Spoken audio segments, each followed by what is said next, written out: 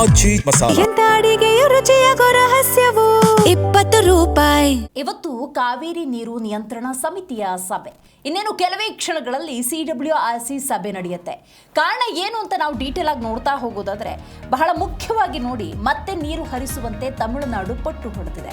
ಹಾಗಾಗಿ CWRC ಮೀಟಿಂಗ್ನತ್ತ ಎಲ್ಲರ ಚಿತ್ತ ನೆಟ್ಟಿದೆ. ಹೌದು, ಇನ್ನೇನು ಕೆಲವೇ ಕ್ಷಣಗಳಲ್ಲಿ ಆರಂಭ ಆಗುತ್ತೆ CWRC ಸಭೆ. CWRC ಸಭೆ ಬಳಿಕ ಮಧ್ಯಾಹ್ನವೇ CWMA ಸಭೆ ಕೂಡ ನಡೆಯುತ್ತೆ. ತಮಿಳುನಾಡಿಗೆ ಹರಿಸಿದ ನೀರಿನ ಪ್ರಮಾಣದ ಪರಿಶೀಲನೆಯನ್ನ ಮಾಡಲಾಗುತ್ತೆ. CWMA ಆದೇಶದಂತೆ ಜುಲೈ 30ರಿಂದ ಬಿಡಬೇಕಿದ್ದ ನೀರಿನ ಕುರಿತಂತೆ ಒಂದಷ್ಟು ಮಾಹಿತಿಯ ಸಂಗ್ರಹ ಕೂಡ ಅಧಿಕಾರಿಗಳಿಂದ ಸಚಿವರು ಪಡ್ಕೊಳ್ತಾರೆ, ಮುಖ್ಯಮಂತ್ರಿಗಳು ಪಡ್ಕೊಳ್ತಾರೆ. ತಮಿಳುನಾಡಿಗೆ 4 TMC ನೀರು ಬಿಡೋದಕ್ಕೆ ಆದೇಶ ಇತ್ತು. ರಾಜ್ಯ ಹರಿಸಿರುವ ನೀರಿನ ಪ್ರಮಾಣ 7.5 TMC. ಜುಲೈ 28ಕ್ಕೆ CWRC ತಮಿಳುನಾಡಿಗೆ ನೀರು ಬಿಡೋದಕ್ಕೆ ಶಿಫಾರಸು. ಪ್ರತಿದಿನ 3500 ಕ್ಯೂಸೆಕ್ಸ್ನಂತೆ 15 ದಿವಸ ಹರಿಸಬೇಕಿದ್ದ ನೀರು. ಹಾಗಾಗಿ ಕ್ಯಾಲ್ಕುಲೇಟ್ ಮಾಡಿದ್ರೆ ಅಪ್ರಾಕ್ಸಿಮೇಟ್ಲಿ 4 TMC ನೀರು ಬಿಡಬೇಕು ಪ್ರತಿ ದಿವಸ 3500 ಕ್ಯೂಸೆಕ್ಸ್ ಅನ್ನೋದಾದರೆ. ಈಗ 7.5 TMC ನೀರು ಬಿಟ್ಟಿರೋದ್ರಿಂದಾಗಿ ಆ ಲೆಕ್ಕವನ್ನು ಪಡ್ಕೊಳ್ಬೇಕಾಗತ್ತೆ. ಒಂದು ಎರಡನೇದಾಗಿ, ಇಷ್ಟು ನೀರನ್ನು ಪಡೆದುಕೊಂಡ್ರೂ ಕೂಡ ತಮಿಳುನಾಡು ಈಗ ಮತ್ತೆ ಪಟ್ಟು ಹಿಡಿದಿದೆ ನೀರು ಬಿಡಬೇಕು ಅಂತ ಹೇಳಿ.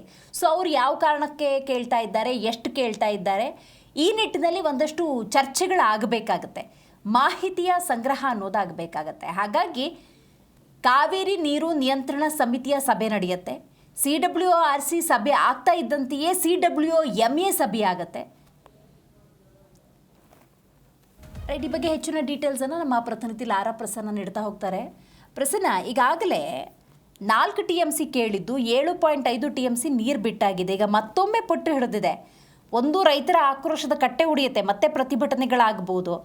ಈಗ CWRC ಯಾವ ನಿರ್ಧಾರಕ್ಕೆ ಬರುತ್ತೆ, CWMA ಏನು ಆದೇಶವನ್ನು ಕೊಡುತ್ತೆ ಅನ್ನೋದ್ರ ಕುರಿತಂತೆ ಒಂದಷ್ಟು ಕುತೂಹಲ ಇದೆ.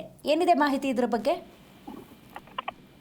ಹೌದು ದಿವೇಶ್, ಇನ್ನು ಕಾವೇರಿ ನೀರಾವರಿ ನಿಯಂತ್ರಣ ಸಮಿತಿಯ ಮಹತ್ವದ ಸಭೆ ಕೂಡ ಇಂದು ಇರುವಂತದ್ದು. ಇನ್ನೇನು ಕೆಲವೇ ಕ್ಷಣಗಳಲ್ಲಿ ಕೂಡ CWRC ಒಂದು ಸಭೆಯನ್ನ ಕೂಡ ಮಾಡುವಂತದ್ದು. ಈಗ ಆಲ್ರೆಡಿ 4 TMC ನೀರನ್ನ ಬಿಡುವ ಒಂದು ಆದೇಶವನ್ನ ಕೂಡ ಮಾಡಿತ್ತು. ಆದ್ರೆ CW ಆದೇಶದಿಂದ ತಮಿಳುನಾಡಿಗೆ ಜುಲೈ 30ರಿಂದ ಏನೊಂದು ನೀರನ್ನ ಬಿಡಬೇಕಾಗಿತ್ತು. ಆದ್ರೆ ರಾಜ್ಯದ ಹಸಿರಿರುವ ನೀರಿನ ಪ್ರಮಾಣ ಏನೋ ಒಂದು 7.5 TMC ಜುಲೈ 28ಕ್ಕೆ ಏನೋ ಒಂದು CWRC ತಮಿಳುನಾಡಿಗೆ ನೀರು ಬಿಡಲು ಶಿಫಾರಸನ್ನ ಕೂಡ ಮಾಡಿತ್ತು. ಪ್ರತಿದಿನ 3500 ಕ್ಯೂಸೆಕ್ಸ್ ಅಂತೆ 15 ದಿನ ನೀರನ್ನ ಹರಿಸಬೇಕು ಅಂತ ಕೂಡ ಹೇಳಿದ್ರು. ಆದ್ರೆ ರೈತರು ಎಲ್ಲೋ ಕಡೆ ಜಿಲ್ಲೆಯಲ್ಲಿ ಗದ್ದಲ ರೈತರ ಒಂದು ಪ್ರತಿಭಟನೆಗಳು ಕೂಡ ಆದಂತ ಸಂದರ್ಭ ಕೂಡ ನಡೆದಂಥದ್ದು. ಜೊತೆಗೆ ಕಾವೇರಿ ಏನೋ ಒಂದು ಮಳೆಯಾಶ್ರಿತ ಪ್ರದೇಶದಲ್ಲಿ ಉತ್ತಮವಾದಂತ ಒಂದು ಕೊಂಚ ಮಳೆ ಕೂಡ ಆದಂತ ಹಿನ್ನೆಲೆಯಲ್ಲಿ ಪ್ರಸ್ತುತ ಡ್ಯಾಮ್ನ ಮಟ್ಟ 107 ಅಡಿಗೆ ಈಗ ತಲುಪಿರುವಂತದ್ದು. ಇಂದು CRCW ಸಭೆ ನೀರಿನ ಏನೋ ಒಂದು ಅಣೆಕಟ್ಟೆಯ ನೀರಿನ ಗರಿಷ್ಠ ಮಟ್ಟವನ್ನ ದೃಷ್ಟಿಯಲ್ಲಿ ಇಟ್ಕೊಂಡು ಮತ್ತೆ ತಮಿಳುನಾಡಿಗೆ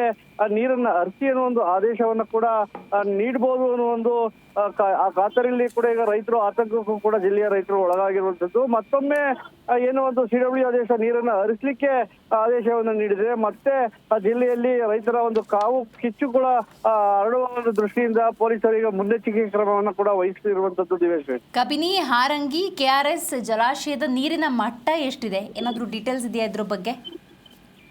ಈಗ ಏನು ಒಂದು KRS ಜೀವನಾಡಿಯಲ್ಲಿ 107 TMC ನೀರು ಸಂಗ್ರಹವಾಗಿದ್ರೆ ಈಗಾಗಲೇ ಕಬಿನಿ ಹಾಗೂ ಆರಂಗಿ ಡ್ಯಾಮ್ಗಳು ತುಂಬಿ ಈಗಾಗಲೇ ತಮಿಳುನಾಡಿಗೆ ಅಲ್ಲಿಂದ ನೀರನ್ನ ಕೂಡ ಹರಿಸಲಾಗಿರುವಂತದ್ದು. ಈಗ ಮತ್ತೆ ಮಲೆನಾಡು ಭಾಗದಲ್ಲಿ ಮಳೆಯ ಪ್ರಮಾಣ ಕೂಡ ತಗ್ಗಿರುವುದರಿಂದ ಜಲಾಶಯಗಳಿಗೆ ಒಳ ಹರಿವಿನ ಪ್ರಮಾಣ ಕೂಡ ಕೊಂಚ ಕಡಿಮೆ ಆಗಿದೆ.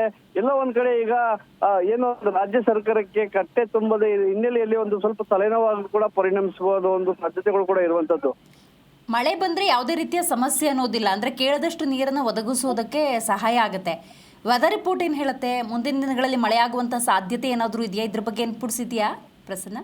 ಏನು ಈಗಾಗಲೇ ಕೇರಳ ಹಾಗೂ ಕೊಡಗು ಭಾಗದಲ್ಲಿ ಈಗಾಗಲೇ ಮಳೆಯಾಗಿ ಕಟ್ಟೆ ಕೂಡ ತುಂಬಬೇಕಾಗಿತ್ತು. ಆದ್ರೆ ಈ ಬಾರಿ ಮಳೆಯ ಒಂದು ಕೊರತೆ ಕೂಡ ಹವಾಮಾನದ ಒಂದು ವೈಪರೀತ್ಯದಿಂದ ಮಳೆಯ ಕೊರತೆ ಕೂಡ ಈಗ ಎದುರಾಗಿರುವಂತದ್ದು. ಮುಂದಿನ ದಿನಗಳಲ್ಲಿ ಮಳೆಯ ಪ್ರಮಾಣ ಕೂಡ ಈಗ ತಗ್ಗುತ್ತೆ ಅಂತೇಳಿ ಕೂಡ ಹವಾಮಾನ ಇಲಾಖೆ ಒಂದು ವರದಿಯನ್ನ ಕೂಡ ಮಾಡಿರುವಂತದ್ದು. ಅದೊಂದು ದೃಷ್ಟಿಯಲ್ಲಿ ಈಗ ಕಟ್ಟೆಯಲ್ಲಿ ಇರುವಂತ ನೀರಿನ ಪ್ರಮಾಣದ ಸಂಗ್ರಹವನ್ನ ನೋಡ್ಕೊಂಡು ಕುಡಿಯುವ ಹಾಗೂ ವ್ಯವಸಾಯಕ್ಕೆ ಹಾಗೂ ತಮಿಳುನಾಡಿಗೆ ಎಷ್ಟನ್ನ ನೀರನ್ನ ಕೊಡ್ಬೇಕು ಅಂತೇಳಿ ಕೂಡ ಈಗ CWRC ಸಭೆಯಲ್ಲಿ ಕೂಡ ನಿರ್ಣಯವನ್ನ ಕೂಡ ಕೈಗೊಳ್ಳುವಂತದ್ದು.